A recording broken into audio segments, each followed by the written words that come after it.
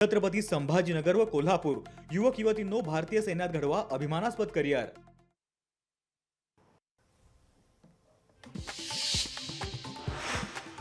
परभणीच्या स्त्री रुग्णालयाच्या समोरील रस्त्याची दुरावस्था, रस्त्यावर जागोजागी खड्डे, प्रशासनाचं मात्र सपशेल दुर्लक्ष।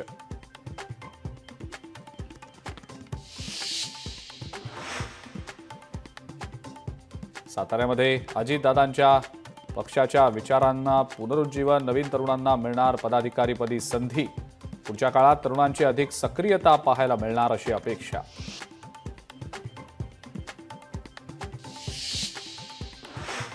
नाशकात कार आणि दुचाकीचा अपघातात पती पत्नी जागीच ठार, 3 जण गंभीर जखमी।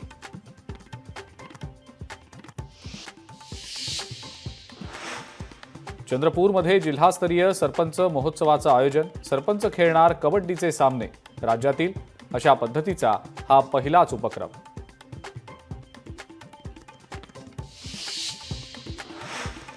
मुंबईमध्ये बांगलादेशी आणि रोहिंग्यांची घुसखोरी वाढली, त्यासाठी एक समिती गठीत करावी, मंत्री मंगलप्रभात लोढांनी उपस्थित केला प्रश्न।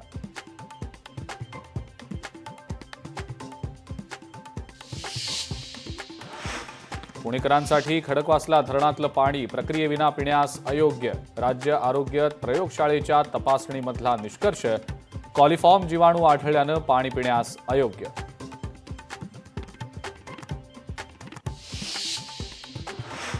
तिकीट दरातल्या सवलतीमुळे एसटीची 157 कोटींची कमाई, 75 कोटी प्रवाशांनी घेतला विविध सवलतींचा लाभ।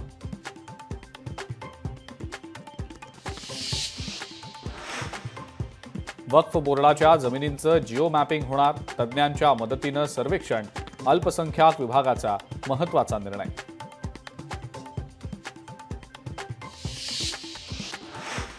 छत्रपती संभाजीनगरच्या घाटी हॉस्पिटलमधला धक्कादायक प्रकार समोर, रुग्णांसाठी स्ट्रेचर हवं असल्यास मोबाईल किंवा गाडीची चावी गहाण ठेवावी लागणार, अनेक वेळा रुग्णांच्या उपचारांसाठी होतोय विलंब।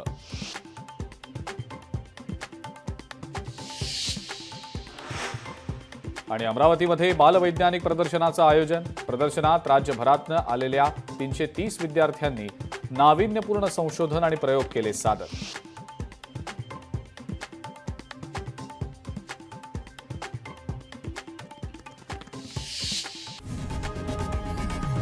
लोकशाही मराठी ऐका, पहा, जागरूक रहा।